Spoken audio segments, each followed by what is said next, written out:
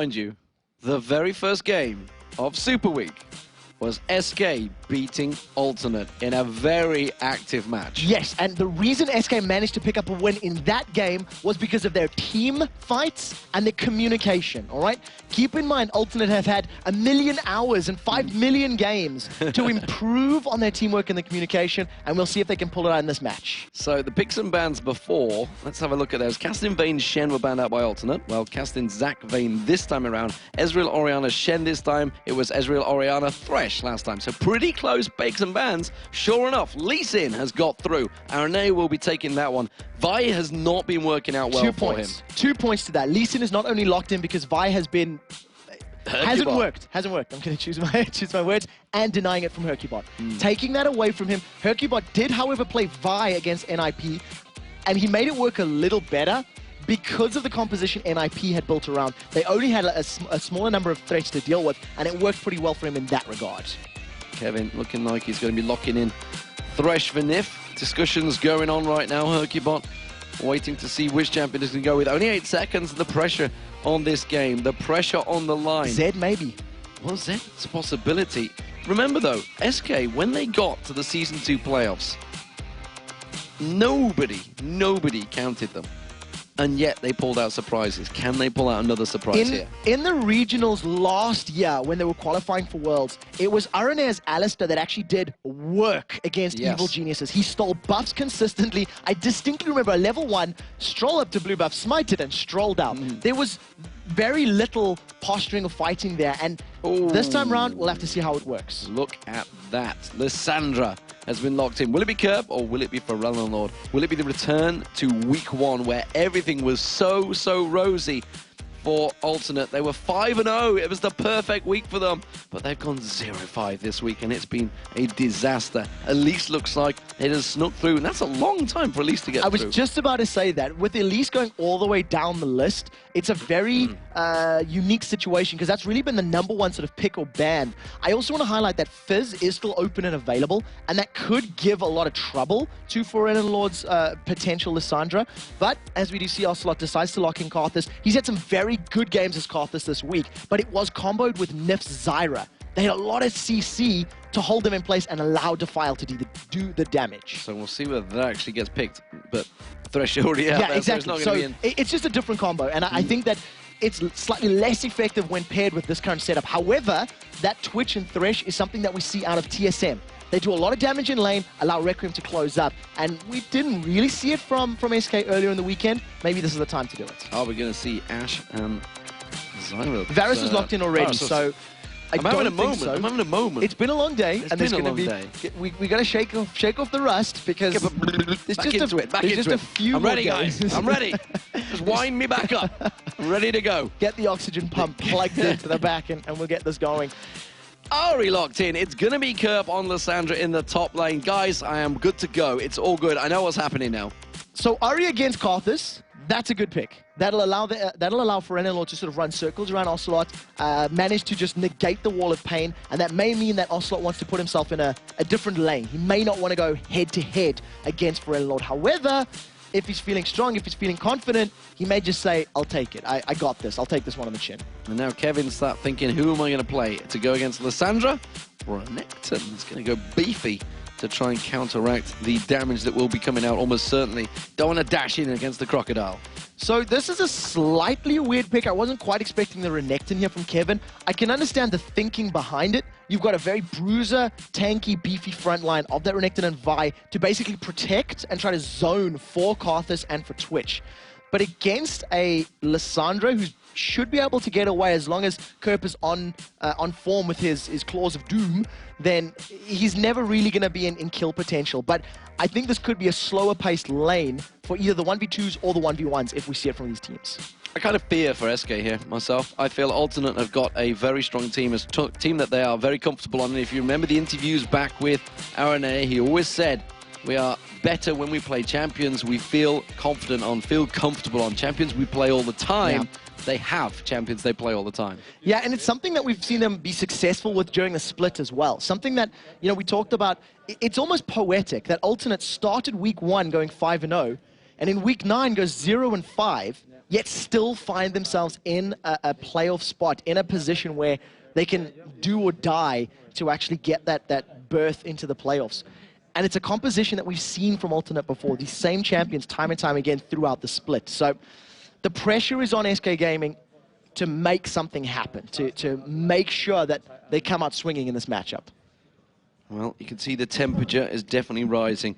The pressure on Ocelot right now. The captain of SK Gaming, he's brought his team valiantly through. They were 3-0 at the start of Super Week. It was all going so well. But today has not been the day for SK Gaming. Will it slip away from them, or will Alternate manage to get in there? Kerp, you can see the man with the trackball. Maybe the hardware issue could be a problem. We're not going to go down that route because the pressure in this situation is serious, ladies and gentlemen. It is a place in the playoffs at Gamescom in just a couple of days' time. That's why these matches have to be played. They have to be played tonight. There is going to be 6 games. Alternate versus SK will be the first. Following this, it is going to be, I believe, Fnatic versus Ninjas in Pajamas. They were the first. I do think it's NIP team on blue side versus Fnatic on red, if my memory serves me. Yes, but I believe so. We'll get to that in a second, because right now, this is the game to determine who gets to go home tonight amidst tears and who gets to go home tonight amidst beers, because Alternate, they definitely want that spot in the playoffs. They definitely want to show the world what they can do, because unfortunately this weekend, they simply haven't done it. So the US presidency, they chant 4 more years. The LCS fans were chanting 6 more games. I can tell you the production crew may not have been sharing your attempts, but nevertheless, we are excited to have a lot more LCS action. And more importantly, some very fierce rivalries being reignited. The fact that Gambit will be facing against Evil Geniuses. There's so many rivals It's a matchup here. everyone's looking forward to, but right now, the SK blue buff is happening. This is the same blue buff that they, blue buff invade, they have been doing all split long. As a group, they move in around the 1:20 mark, they put a ward down, and they back away. Sometimes they follow that back up with an invade, and what you've got to keep your eyes on here is how Aranea picks his routes. If he takes red buff and goes straight to blue with a lane swap, it may be the same mistake that Snoopy made against Gambit, which SK may be looking to capitalize on.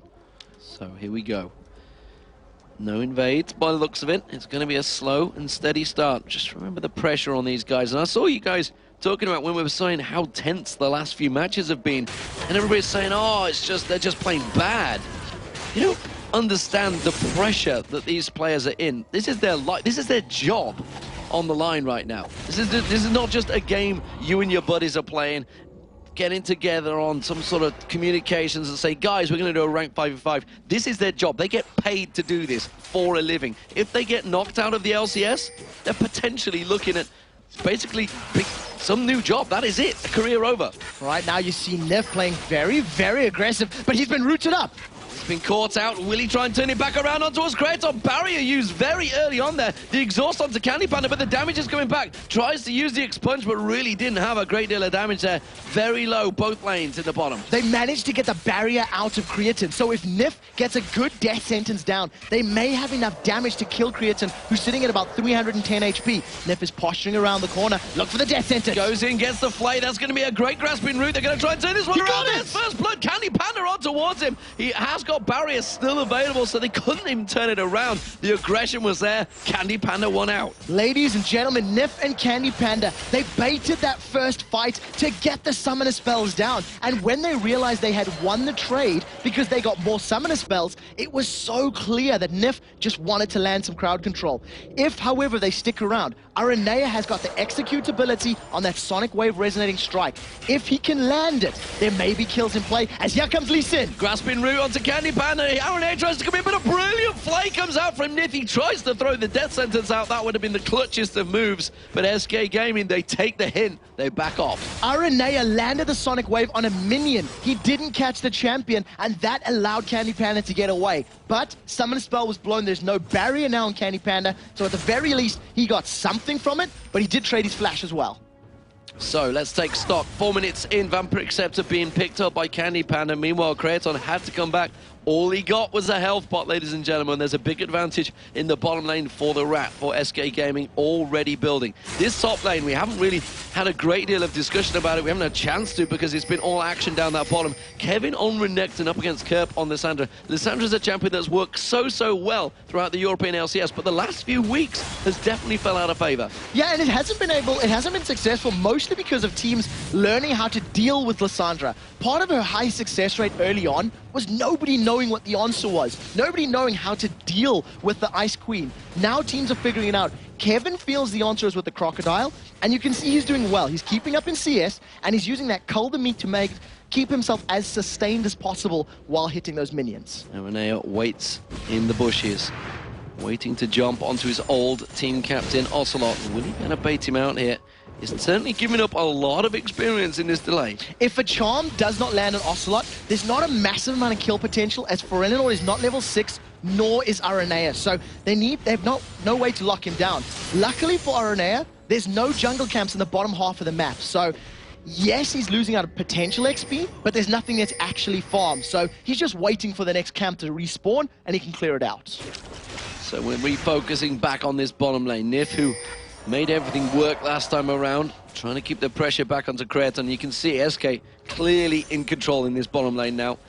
Alternate definitely taking their time this time around. Don't want to force anything from SK. The fact that that Vampiric Scepter is on there's a double Doran's Blade now for Kraton. Has got a bit more hit points, but the pink ward has begun. Yeah, and crucially, because Candypan has got the Vampiric Scepter built up, he's going to be able to out-sustain. He's already sitting on 14% Spell Vamp to the 4%, lifesteal, to the 4% lifesteal of Kraton. So it's just going to keep him a little bit healthier, a little more topped up. And you can see how passive and defensive Kraton and J-Re are playing. They're really too scared to engage that big deficit in attack damage. I've heard it really talked about, the fact that the rise of Twitch, the fact that he's got back in there, but there really isn't too many weaknesses to his play right now, certainly in the 3.10 patch. Yes, he hasn't got an escape, but he's got the flash, of course, in there. But as an aggressor, he is all up front in damage. Yeah, he's very strong early on, and you can actually see that Candypan in this particular game, he's gone with flat armor penetration on his rune. So it's 17 and then 8% on top of that. Whereas Creatin's gone for the more traditional attack damage. And basically that just allows Candy Panda to deal more damage at these early stages of the game before any armor's built up. We are once again seeing a triple Doran's Ring coming out for Kerb. It's been his trend all weekend long. He just likes that early surge in power. So let's discuss this mid lane. We haven't really looked at it, but Ocelot is winning it out right now. He has that CS advantage, 10 CS already. This is the first back from Forelinor. Ocelot's actually been back, bought, and come back to lane, and he's still winning out the CS. So, in terms of the actual matchups, up until level 6, Ocelot's caught! Just as I sing his praises, gets caught out. Kerp comes up from the top lane. Aranea joins the party, and on the tower, he gets destroyed. Yeah, Ocelot wasn't ready for that, nor were we, because it was the top laner and the jungler in the mid lane. They managed to come up, land the Frozen Tomb, and pick up the kill. And what I was trying to highlight is that up till level 6, Karthus actually can do very well against Ahri. He outranges Ahri. The Wall of Pain is significantly more impactful when Ahri doesn't have her ultimate. And his low-level farming with those little skittles, those lay wastes, are much more powerful than Ahri's Orb of Deception, as she does need levels and ability power to clear the waves. We should talk about the big advantage of Forelinor gains from that, because he has Flash Ignite available, yet Ocelot used his Flash Exhaust in that last engage. So he's going to have to be very passive against Forelinor now. Let's see how it works out, but down the bottom, Requiem is going to come out. Kraton with the barrier, and now Candy Panda's in all sorts of trouble because Aranea joins the party. Nif is going to try and get over to this one. He wants to get the kill, he gets it, tries to turn back around. The flay's not going to work out. The grasping roots was there. It's a double kill for Aranea, but nevertheless, they got Kraton down. Back in the mid lane, we see Assault and Battery on towards Forelinor, slams him back down. Not going to get the kill though. Ocelot's already used the Requiem, so nothing to follow up with. Flash and Ignite used by Forelinor in the mid lane, and he actually saved his second and third charges of Spirit Rush until after Hercubot's Assault and Battery slammed him into the ground. So realizing the threat and the potential, death area, we were talking about how the Karthus Twitch combo really works, and at the laning phase, what you allow Candy Panda on Twitch to do is deal a lot of damage, get the expunge down, and try to clean up with Requiem. But unfortunately, it backfired as Aranea was in the area. Thanks to the kill that Kerr picked up and those triple Dorans, Kevin's now falling behind in CS. He's definitely building up an advantage there. He's got the Spectral Cowl on him. He's trying to win out and beat out that lane. We'll see whether Kevin sticks to doing that. You know, we questioned his play, honestly, from the Malphite in the previous matchup. We wondered why he went in against Ninjas in Pajamas. Pressure, that's simply all it is. Intense pressure. Kevin's been Mr. Consistency for SK Gaming, but in moments of intense pressure like that, when you see the situation, you get that bloodlust, sometimes you don't do things correctly. Yeah, once the red mist takes over, it's very, very difficult to contain it, especially when there's so much on the line. And, you know, we thought that the NIPSK game was high intensity. This is a million times higher, as whoever loses this could be out of the LCS, because they do have to re-qualify in the promotion series. But we're a little ahead of ourselves, as both these teams are very, very close. It's only about 600 gold separating Alternate and SK, and it's actually Alternate who've been able to bounce back from the early first blood and get themselves an advantage. So the top lane, we do see Vi making moves towards that top lane. Vi didn't work out too well for Aranea, and so far, again, I'm not convinced by Herkybots. So in this particular match, it's a little less awesome of a pick, whereas against NIP it worked well. Against Alternate, there are so many mobile champions that even after you hit the Assault and Battery down, champions can still escape. You can see that Aranea was camping in the bottom lane. He's still waiting. Now that double golems are up, he's going to go farm those, and he'll still come to the bottom lane to set up a gank, as he's so close, and there's no other camps or objectives to fight for right now. 2 wards from Ocelot there in both the top and middle bush, bottom bush of the river. So making sure he keeps full vision of Pharrell Lord, and making sure, more importantly, that Aranea doesn't come popping out the bushes and give him troubles. Bilgewater Cut, this was completed by Candy Panda in the last pack there. We are seeing J-Reed potentially going aggressive. Aranea came in, not really going to follow it up though. He's got his Flash Dragon's Rage. If Nif and Candy Panda had been a tiny bit further forward, he would have definitely followed up that Q, kicked somebody back, and then followed that with a Stranglethorn. So at this point in time, that's going to be Aranea's way to initiate and way to pick a fight, and I actually think that Creatine and Jerry are trying to bait SK forward. Yeah, they're trying to get Nif back to go aggressive. Aranea had gone up towards the dragon, had not left them though. Seeing if they could bait them, Jim pull them out. Hercubot is waiting in the wings. At the moment, though, I'm looking at Pharrell Lord. He's heading up the top. He's warding up the red buff. He's going in. They have gone on towards Nif, though. That's going to be Chain of Corruption. Popped in. Assault and Battery comes out. Requiem's going to follow. Aranea kicks Hercubot away. There's not really anything to follow up the damage here for SK Gaming. And that was a clean assassination. SK's bottom lane of Candy Panda and Nif should have told Ocelot to not use Requiem. It was very clear that Nif had simply got caught and he was going down, and there was no follow-up from the rest of SK. So unfortunately, that cooldown is now unavailable as Ocelot's charmed. Ocelot's charmed, but he has exhaust available, uses that Defile, and manages to survive. Spirit Rush from Pharrell Lord simply gets him in and out. Hits and run, and not really going to get a kill from this one time around. Ocelot back to farming safely on his turret. CS-wise, still very tight between them. Yeah, it is still very, very close, but I feel like in this laning setup, alternate solo laners have the advantage. Because of the range that Lissandra has over Renekton, it should give Kerp the advantage as he starts completing more and more items. And similarly, Lord's Ari is very strong against Ocelot's Karthus. So the sooner SK can get some towers and start pushing some 5v5 fights, I think the sooner they'll be able to claw back an advantage. So, top lane, let's look at that one. We haven't talked about it a great deal. Kevin, I feel that Spectral Cowlands continues to try and get that farm going. He has gained a little bit of momentum against Kerb, but Kerb still has that advantage. You can see now he's got the Seeker's Argos along with those triple Doran's plays he had and the Crystalline Flask. Still quite ahead. The fact they got the kill on Ocelot early on as well does mean he has full control. He's not too worried about Kevin. Kevin's probably going to be building up a Sunfire Cape. Looks like he's got the beginnings of it there with the Giant Spell. Just simply wants to get that hit points, get himself that farming going. Look at Pharrell Lord being so aggressive on Ocelot here. Not really giving him the time of day on the charm. There it is. The charm comes in. Spirit Rush follows on. Ocelot is going to get taken down. Got kicked onto the tower as well. That will be a safe escape because Requiem was used earlier on in the bottom lane. Yeah, it needed to be called by Candy Panda and Nef. They needed to tell them not to use it. And a very good combination there of Aranea and Pharrell secures the kill even with that CC in the mid lane. And you were talking about Kevin and how he's going to impact fights. I'm so interested to see because Kerp, mobile, gonna dive the back line, not gonna care about Kevin. Aranea, same story. Pharrell same story. If the three of them want to dive and try to pick up kills on Ocelot or Candy Panda, they're just gonna run past the Crocodile. He's got one single target stun. What are you gonna do against three champions that can quite literally fly around the map? I'm so divided on this game. You've got Alternate who pretty much led throughout the whole of the summer LCS. You've got SK Gaming, who had a great third-place finish last season in the spring split. Managed to get to the Season 2 World Finals. It's Old Guard versus New, and at the moment, the New is winning out. 5-2 up in kills, 2,000 gold up, and looking like they may well take the first turret. That middle turret has already taken a lot of damage. This bottom one is where the focus is. Aranea, however, has come in from behind Candy Panda and Nif. He's got a side stone, and he's looking to kick someone. Not going to happen. Walk straight away from that one. They were ready and waiting. Didn't pass a ward. That was simply their spider senses. And Candy Panda was forced to flash away from Jay Ree's grasping roots. I think he noticed or felt that something was very fishy from Creatin's and Jay Ree's aggression, and he just flashed away. But once again, flash down, rinse and repeat. Aranea can probably set up a gank. Look how deep, actually, Ocelot is. Where's he going? I'm going to look towards him. He's not backing off. He's just farming out the raid. So staying well away from his tower, keeping those raids, trying to keep some sort of semblance of an advantage, which he has built up in terms of CS, but he's down on those 2 kills. One of them being picked up by Ferelnord, the other being picked up by Aranea, who is having a great game. Back on Lee Sin, 3-0-2. And there's 2 things I want to highlight about that. First of all, Aegis of the Legion has been completed for Aranea, so he's going to be working himself towards that Locket of the Iron Story soon enough, and that'll help against Requiem and against Dominus, which will come out from Renekton.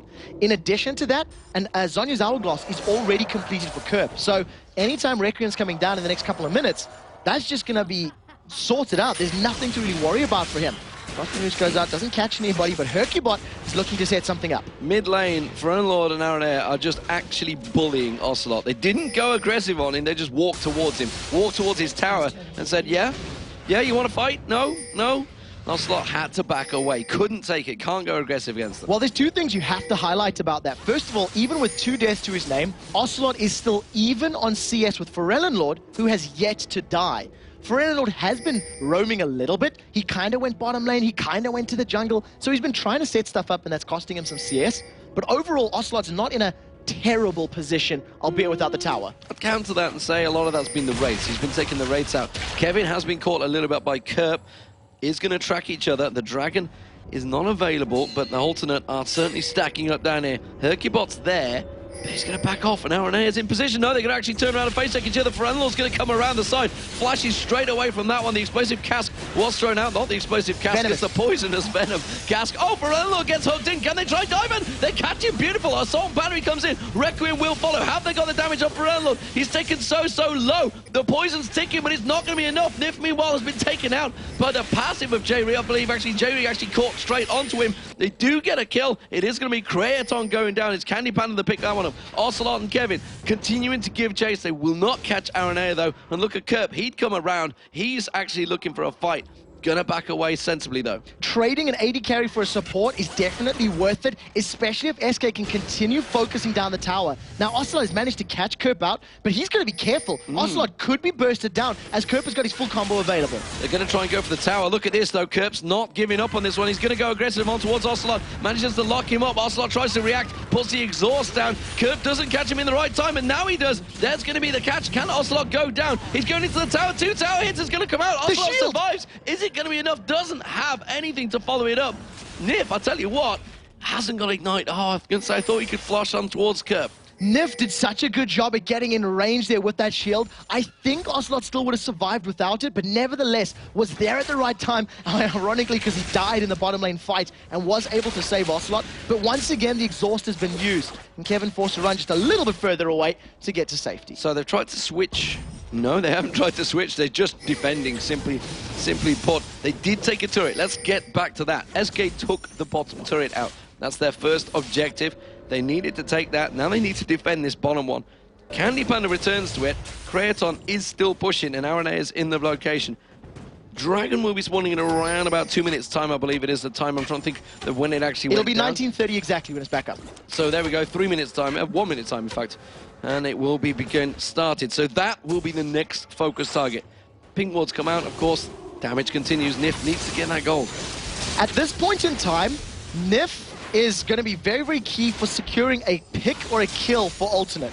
After the Assault and Barrier lands, Nif needs to follow it up with a death sentence, and then everyone else from SK has to pile on because it's single target stuns. You've got single target from Renekton, single target from Vi, and single target from Threshers. Candy's been caught, but he pulls us up safety. Takes the dark passage, gets away. Dragon up in 30 seconds. Aronair starts to clean out and defend the river. He just managed to put that pink ward down. Nif winds up the chain. He's going to see if he can get on towards Aronair. Not really the focus target. The rest of SK are collapsing down here. For Relenlord maybe walking into a bit of a trap here. He's going to try and go aggressive on Nif. Does he realize the rest of the team are around the corner? Tries to use himself as bait. Maybe a little bit too much. And instead, Alternate quickly popped down the kill. Dominus pop from Kevin, but the rest of the team not reacting. Jenna Corruption misses. Alternate catching him out nicely. SK, they were setting up for a trap, but the rest of the team were not on the same page. Yeah, I don't really like those split engagements. Now, Requiem is available, but Dominus is not.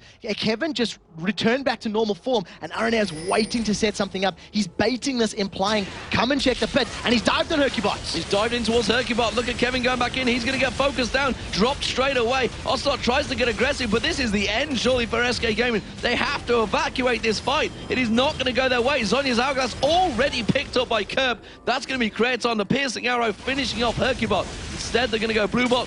Then they're going to go Dragon. Alternate completely in control of that fight. I cannot agree with the engage from SK Gaming. They were so afraid of losing Dragon, they were down a man, and they went in there without their ultimates available. At the very least, Ocelot could have backed off, channeled Requiem, and then gone in if they were a little lower. But instead, they just went in sort of drips and drabs and got picked off by ultimates. It's almost like desperation, trying to create plays, trying to force something, trying to get an advantage, and instead it's just backfiring every step of the way. It's almost a 5,000 gold advantage between the two, and SK may well walk into another trap. Yeah, as it stands right now, Nif is just trying to ward up this tri-bush. There's no tower in this bottom lane to push out, so Candy Panda and Nif are just here to pick up some CS. I think that at this point in the game, they should be considering moving lanes, going middle or going top, and trying to take down some alternate towers to try and claw back this very big gold difference. So let's have a look what they brought out, because that Zhonya's Hourglass, I believe, actually caught SK out as well as me. I knew they were building it, didn't realize he had it already, along with those Sorcerer's Boots that he now picked up. Kirby's doing a fantastic job, 2-0-2. But look at Aronair, 4-0-4. It's how he started.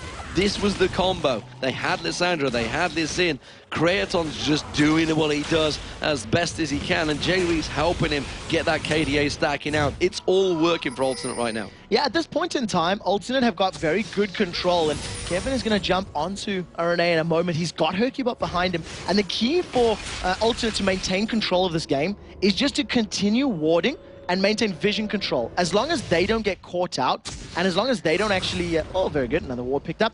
As long as Alternate don't overstep their safety net, they should continue to pick up picks like this, as now the Claw of Doom goes out. Assault and Battery catches onto that Claw of Doom there. They're going to try and close down Kurt, but he's quickly saved. Aronair goes in, it's like, yep, guys, we got you covered. 4 members of SK trying to set a trap, but Alternate with 2 members spring it. Yeah, so Assault and Battery used, it's about a 2-minute cooldown, just shy of that, so Hercubot's going to be a little bit slower on the pace as far as ganks are concerned from here on out. And you do see that Candy Panda and Nif had made their way to the top lane. I think their focus was also towers. Let's try and push these outer towers down and make it a little more difficult for Alternate to stay extended. They are continuing to try and defend this one, and Alternate are not backing off here. They're hook on towards Aronair. Is it going to be enough? No. Safeguard straight away from that one. Takes 2 tower hits. Spray and Pray was popped there by Candy Panda, and they didn't get close to following through. And as I talked about during the previous Dragon fight, if Nif lands a hook, Kevin has to follow up with a stun, and Hercubot ideally should follow up with an ultimate because they've only got single target CC, and Nif is caught. Charm on Nip once again. He's going to go down. Does manage to get his box in the right time, but Kevin's going to be the next focus. Requiem's going to come out, but it's not doing a great deal of damage. Kevin's so low, trying to run away from this one. Hercubot's safe on the turret, but that turret is very low as well. Look at Ferranlord continuing the orbs going down. They try and bring Kerp in towards the tower. Kevin's got nowhere to run. Ferranlord chases in there. Kerp throws in the Claw of Doom and gets a double kill. 4 for 0 on a tower dive from Alternate. Even with Requiem coming in, SK Gaming simply did not have what was required to put the damage down. And Alternate are extending that 5,000 gold lead to a 7,000 gold lead. And if SK Gaming continue to give up kills and objectives this easily, the gold difference is going to become insurmountable very, very quickly. Well, it's already at 7 1,000, which is pretty damn huge coming into the 24-minute mark. Have Alternate secured themselves a place in the playoffs? It would almost be rude to say the team that was top for 6 weeks can't make it. It's that crazy situation that we've had in the European LCS, and it was possible. But right now, SK Gaming are going to have to create something. They've tried to create these issues, and it's actually backfired, and that's almost what's put them in this situation in the first place. So do they go defensive? Do they pull into a turtle shell? They should have been defensive a little while ago, and I think... I'm going to go out on a limb here. I think they should have considered a different top laner. I'm not seeing Renekton work in this composition right now. There's not enough area of effect crowd control. There's not enough control coming out of the SK team. They simply cannot stick to the very mobile team of Alternate for long enough to make their damage stick. And, you know, Candy Pan has thrown out a couple of spray and prays. They've been lackluster. They haven't hit multiple targets. They haven't been impactful. And now Ocelot's in trouble. Ocelot's in all sorts of trouble. The DFG comes out from Lord. He gets pulled away on his dark passage and gets dropped during flight. Not really what you're looking for. Curb gets hooked in, but I don't think you want him because he's just going to turn around and smash you in the face. And that's another kill picked up by Curb. All so easy for Alternate right now. J-Ree puts down that turret, and they are on towards the inhibitor turret already in the bottom lane. It's not over. There are so many minions here for Alternate that they're going to be able to pick this tower up. And with 20-second death time is coming out for SK Gaming, they can stick around for the inhibitor as well. Inhibitor number one of potentially the final knockout game of the split is underway. And there it goes. Alternate now in full control of this game, and SK Gaming, they are in desperate times, and it is not looking good for the SK Gaming faithful. They have had to put up with it. They've believed. They've tried to give faith between Ocelot and the boys, and it's worked so well. Candy Panda's played immaculate throughout this Super Week, but so far, it is backfiring horribly on them. It is heart-wrenching to think that you can go 3-2 on the weekend, play arguably the best game that we've seen out of all 20 against Ninjas in Pajamas, and it's the game against Alternate, who are 0-5, that actually gets you knocked down to relegation. But all's fair in love and war, and right now, Alternate are simply making better decisions, making them count, and with 10 seconds on the Dragon, that's definitely where Alternate are going to be grouping up and trying to challenge in these next moments. Alternate also warding out the Baron. They have bigger plans right now. It's actually the mid lane. They're just piling straight up it. They've seen Nif well out of position. They've seen the top lane, and they're thinking, look, you've left this inner turret wide open for us. Why not just come straight in here with Creaton and friends, and they may be able to do that. The rest of the team claps in around it. Glora Doom comes around. Curb just bullies them away. He gets hooked in, but we've seen it already, Nif. That's not the target you want. He will just turn around and destroy you. And more importantly, Kevin was still in the top lane, so even if Nif wanted to dive in, that was going to be a 4 versus 5 at the best of times. There are no home guard boots in Kevin, so with the recall and the positioning, he's trying to get in range for the Dragon. SK may look to challenge this one. They're sitting close to the river, but they backed off. That would be suicide. Open suicide. Charging in against the team that's 12,000 gold ahead of you, that smashed you 16-3. There's a 7-0-4 Lissandra in there. A 2-0-7 Rabadon's Death Cap, Deathfire Grasp for Lord. Aranea, he's unstoppable. 5-0-7. He's just been bouncing around SK Gaming like they're a little bit of kindergartens right now, and Alternate are the big adults beating them around. As it stands, Aranea is going to be incredibly pumped for this game. Playing against SK, we touched on the history, we touched on how impactful, you know, these two teams are both confidence-driven. And as it stands, Alternate with all the confidence in the world, 12,000 gold lead, they now group up as a 5-man unit in this top half of the jungle, and they're going to be focusing down the last inner turret for SK Gaming.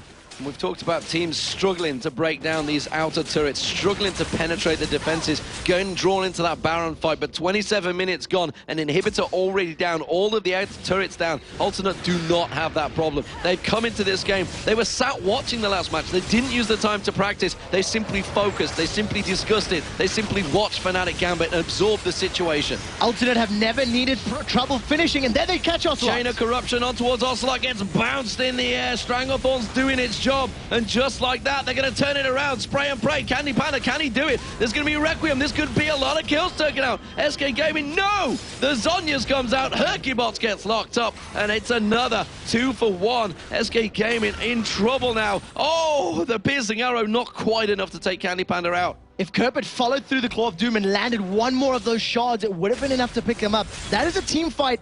I don't want to use the word win, but a team fight survival and a flash out of Kevin. But why?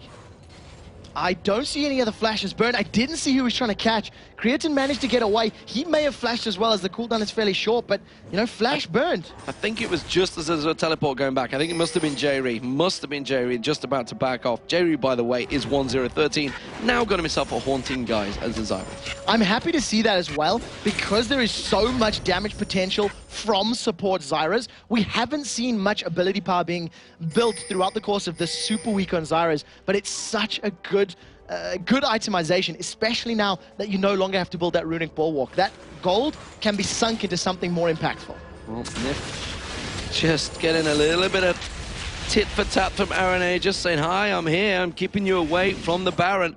Throws out the kick once again. Nif, you cannot win this fight. You're just trying to bait him in there. Hercubot tries to pull it. Ooh, he lands it once again. Doesn't get drawn into flying through the air, chasing him. Super Minions in that bottom wave is continuing to push. Candy Panda was out of position, trying to clear them out. That means for Unlord, they've got themselves a good bit of time here while they're in a 4v5 situation. As this stands, SK Gaming will have their inhibitor up in the not too distant future. However, they need to pull off another defense. This time round, they do not have Requiem available. Dominus is still on cooldown, so there is a power window here for Alternate. We'll see when or how they want to pick the fights. They've bought themselves a lot of time and a lot of damage on that turret already. Alternate are going to try and drive this one through. They wipe out the wave, no problem at all. SK Gaming struggling out there, trying to keep them away. Every time those plants get thrown out, they buy themselves some time. The turret is going to go down. There is the second inhibitor turret of the game. We're only 30 minutes in. Ocelot was defending against Super Minions and he still doesn't have Requiem. Another 20-odd seconds before it's available,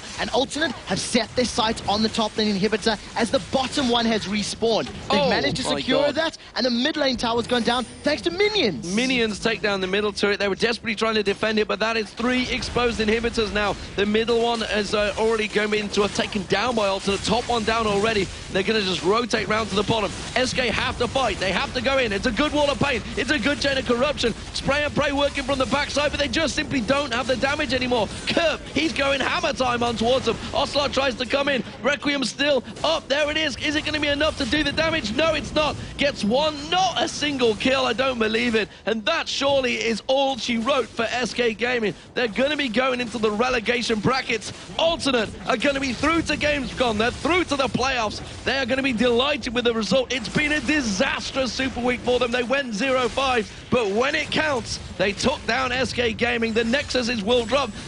No, is it going to be turning out? No, it's not. Candy Panda just gets roasted like the rat he is. At this point in time, Alternate did absolutely everything right. They managed to turn it on for the game that counted. They managed to show up in the very, very last match of the summer split before the tiebreakers for second to fifth. And as it stands, you can see RNA is delighted. 6-0-11 on Lee Sin.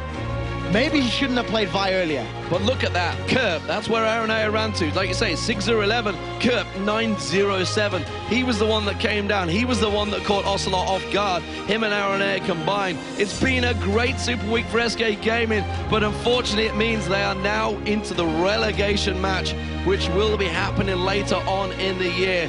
Realization has finally struck home. It's been a fantastic tournament for them, but wow.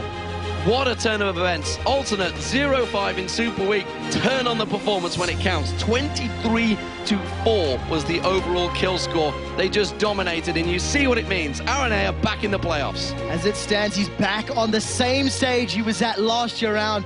However, wearing different colors, flying a different flag. And you know what? If he gets to play Lee Sin, he may be able to prevent going 0-5 for his team. Congratulations to Alternate. They placed 6th in the summer split League of Legends Championship Series. A heartbroken Hercubot and Ocelot. You have to feel for them after their phenomenal performance this weekend.